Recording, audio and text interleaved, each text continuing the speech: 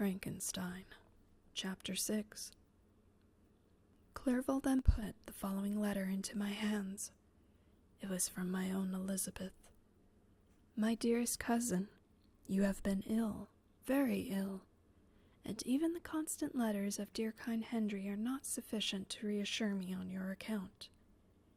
You are forbidden to write, to hold a pen, yet one word from you, dear Victor, is necessary to calm our apprehensions. For a long time I have thought that each post would bring this line, and my persuasions have restrained my uncle from undertaking a journey to Ingolstadt. I have prevented his encountering the inconveniences and perhaps dangers of so long a journey. Yet, how often I have regretted not being able to perform it myself. I figure to myself the task of attending on your sick bed has devolved on some mercenary old nurse who could never guess your wishes, nor minister to them with the care and affection of your poor cousin. Yet, this is over now. Clerval writes that indeed you are getting better. I eagerly hope that you will confirm this intelligence soon in your own handwriting. Get well and return to us. You will find a happy, cheerful home and friends who love you dearly. Your father's health is vigorous, and he asks but to see you, but to be assured that you are well, and not a care will ever cloud his benevolent countenance. How pleased you would be to remark the improvement of our Ernest. He is now 16, and full of activity and spirit. He is desirous to be a true Swiss, and to enter into foreign service, but we cannot part with him, at least until his elder brother returns to us. My uncle is not pleased with the idea of military career in a distant country, but Ernest never had your powers of application. He looks upon study as an odious fetter. His time is spent in the open air, climbing the hills or rowing on the lake. I fear that he will become an idler unless we yield the point and permit him to enter on the profession which he has selected. Little alteration except the growth of our dear children has taken place since you left us. The blue lake and snow-clad mountains, they never change, and I think our placid home and our contented hearts are regulated by the same immutable laws. My trifling occupations do take up my time and amuse me, and I am rewarded for any exertions by seeing none but happy, kind faces around me. Since you left us, but one change has taken place in our little household. Do you remember on what occasions Justine Moritz entered our family? Probably you do not. I will relate her history, therefore, in a few words. Madame Moritz, her mother, was a widow with 4 children, of whom Justine was the 3rd. This girl had always been the favorite of her father, but through a strange perversity, her mother could not endure her, and after the death of Mr. Moritz, treated her very ill. My aunt observed this, and when Justine was 12 years of age, prevailed on her mother to allow her to live at our house. The republican institutions of our country have produced simpler and happier manners than those which prevail in the great monarchies that surround it.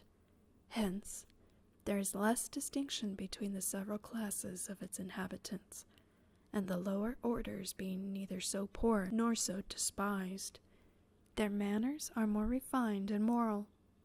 A servant in Geneva does not mean the same thing as a servant in France or England. Justine, thus received in our family, learned the duties of a servant, a condition in which our fortunate country does not include the idea of ignorance and a sacrifice of the dignity of a human being. Justine, you may remember, was a great favorite of yours, and I recollect you once remarked that if you were in an ill humor, one glance from Justine could dissipate it. For the same reason that Ariosto gives concerning the beauty of Angelica, She looked so frank-hearted and happy. My aunt conceived a great attachment for her, by which she was induced to give her an education superior to that which she had at first intended. This benefit was fully repaid. Justine was the most grateful little creature in the world. I do not mean that she made any professions.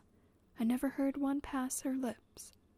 But you could see by her eyes that she almost adored her protectress.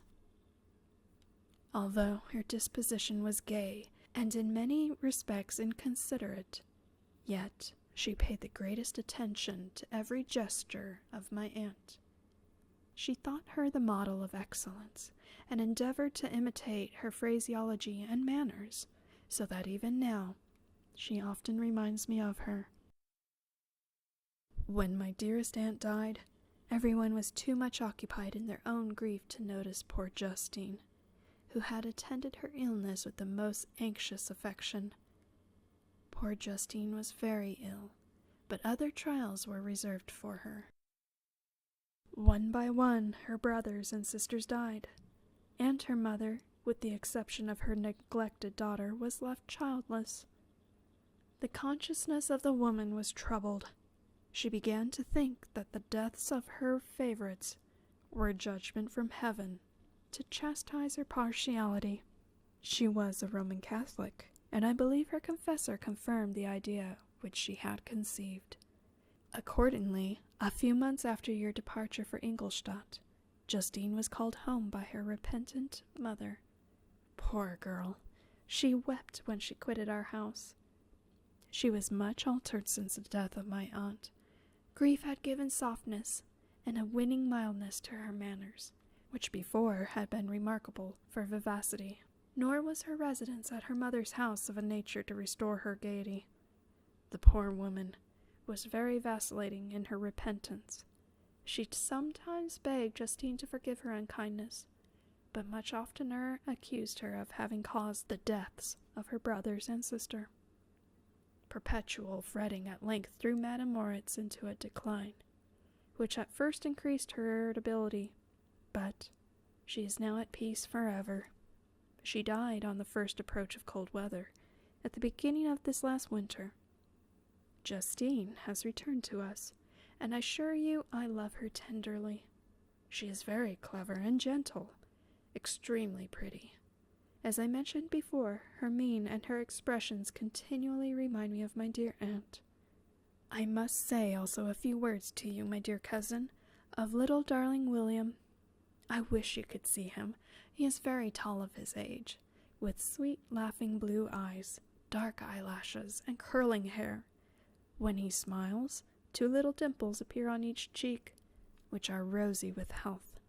He has already had 1 or 2 little wives, but Louisa Baron is his favorite, a pretty little girl of 5 years of age. Now, dear Victor, I dare say you wish to be indulged in a little gossip concerning the good people of Geneva. The pretty Miss Mansfield has already received the congratulatory visits on her approaching marriage with a young Englishman, John Milborne. Her ugly sister, Manon, married Monsieur de Villiard, the rich banker, last autumn. Your favorite schoolfellow, Louis Manoir, has suffered misfortunes since the departure of Clerval from Geneva, but he has already recovered his spirits, and is reported to be on the point of marrying a very lively, pretty Frenchwoman, Madame Tavernier.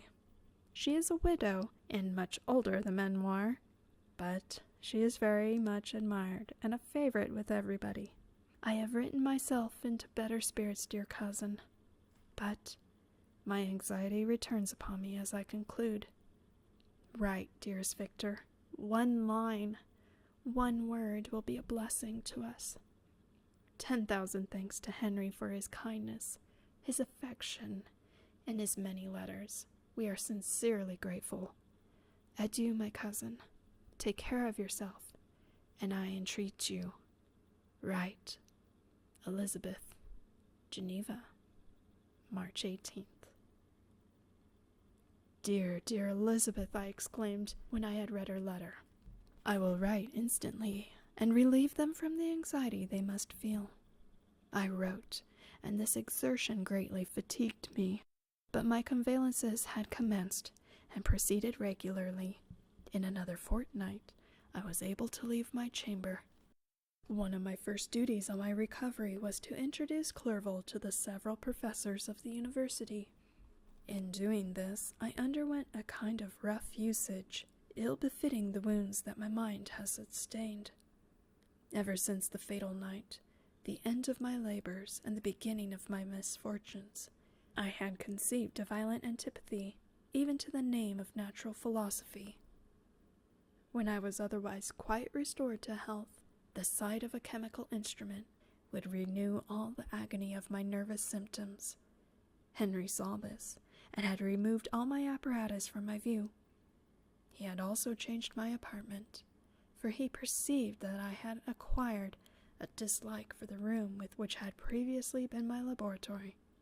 But these clairs of Clerval were made of no avail when I visited the professors.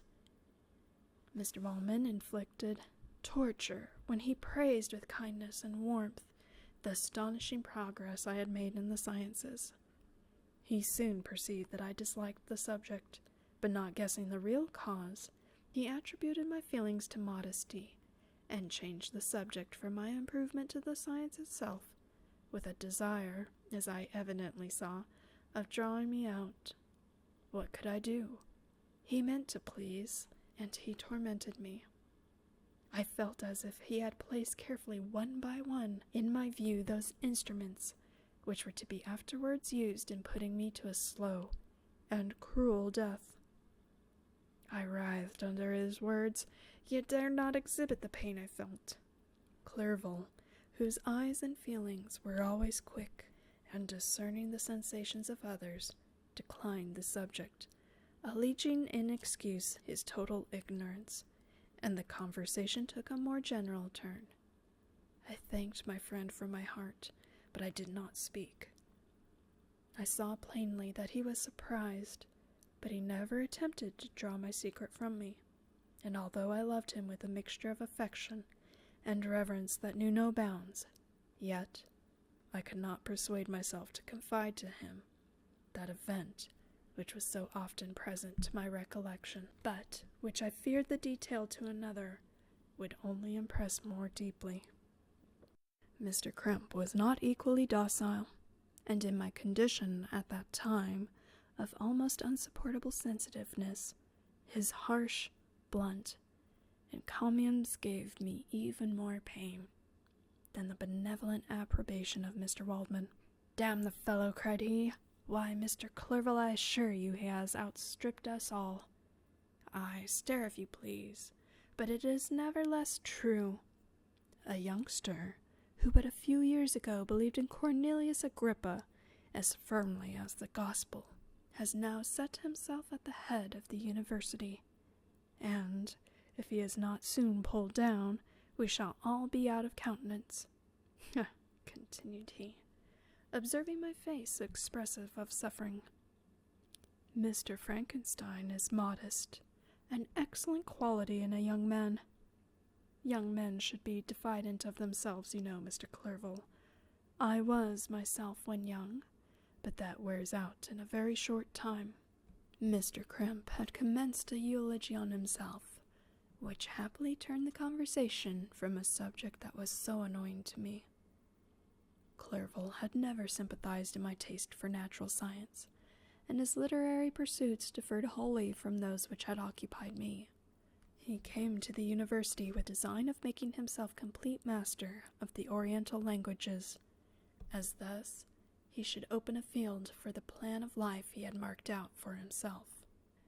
Resolved to pursue no inglorious career, he turned his eyes towards the east, as affording scope for his spirit of enterprise. The Persian, Arabic, and Sanskrit languages engaged his attention, and I was easily induced to enter the same studies. Idleness had never been irksome to me, and now that I wished to fly from reflection and hated my former studies, I felt great relief in being the fellow pupil with my friend, and found not only instruction, but consolation in the works of the Orientalist. I did not, like him, attempt a critical knowledge of their dialects, for I did not contemplate making any other use of them than temporary amusement. I read merely to understand their meaning, and they well repaid my labors. Their melancholy is soothing, and their joy elevating to a degree I never experienced in studying the authors of any other country. When you read their writings, life appears to consist in a warm sun and a garden of roses, in the smiles and frowns of a fair enemy, and the fire that consumes your own heart. How different from the manly and heroical poetry of Greece and Rome! Summer passed away in these occupations, and my return to Geneva was fixed for the latter end of autumn. But, being delayed by several accidents, winter and snow arrived. The roads were deemed impassable, and my journey was retarded until the ensuing spring. I felt this delay very bitterly, for I longed to see my native town and my beloved friends. My return had only been delayed so long from an unwillingness to leave Clerval in a strange place, before I had become acquainted with any of its inhabitants. The winter, however, was spent cheerfully, and although the spring was uncommonly late, when it came, its beauty compensated for its lateness. The month of May had already commenced, and I expected the letter daily, which was to fix the date of my departure, when Henry proposed a pedestrian tour in the environs of Ingolstadt, that I might bid a personal farewell to the country I had so long inhabited. I acceded with pleasure to this proposition. I was fond of exercise, and Clerval had always been my favorite companion in the rambles of this nature that I had taken among the scenes of my native country. We passed a fortnight in these perambulations. My health and spirits had long been restored, and they gained additional strength from the salubrious air I breathed, the natural incidents of our progress, and the conversation of my friend. Study had before secluded me from the intercourse of my fellow creatures, and rendered me unsocial. But Clerval called forth the better feelings of my heart.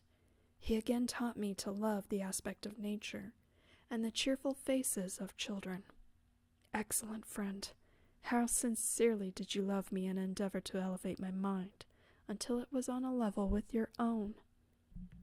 A selfish pursuit had cramped and narrowed me, until your gentleness and affection warmed and opened my senses.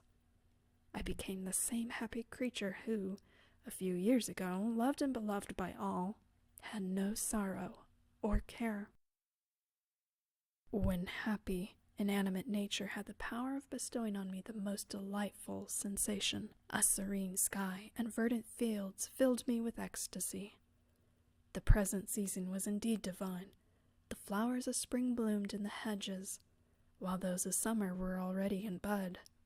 I was undisturbed by thoughts which during the preceding year had pressed upon me, notwithstanding my endeavors to throw them off with an invincible burden. Henry rejoiced in my gaiety, and sincerely sympathized in my feelings. He exerted himself to amuse me, while he expressed the sensations that filled his soul. The resources of his mind on this occasion were truly astonishing. His conversation was full of imagination, and very often in imitation of the Persian and Arabic writers, he invented tales of wonderful fancy and passion. At other times, he repeated my favorite poems, or drew me out into arguments, which he supported with great ingenuity. We returned to our college on a Sunday afternoon. The peasants were dancing, and everyone we met appeared gay and happy. My own spirits were high, and I bounded along with feelings of unbridled joy and hilarity.